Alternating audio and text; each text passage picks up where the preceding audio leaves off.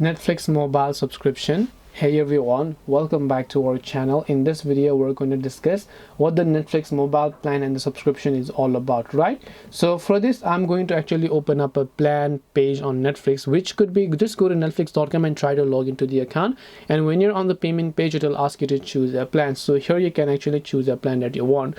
So if you have a decent smartphone with good quality, you can actually view in mobile with the Netflix plan up to 480 pixels of quality, which could be on your phone and your tablet, right? So here you can go ahead and just simply log in, and this is basically the mobile plan. If you want to explore other plans such as basic, standard or premium that can cost from $4, $8 and $10 respectively, you can go ahead and then view those as well. So this was what the mobile plan subscription was all about. Hope this video was very helpful. If you have got any questions, feel free to leave them down below. Thank you for watching till the end of this tutorial, and see you soon in our next video.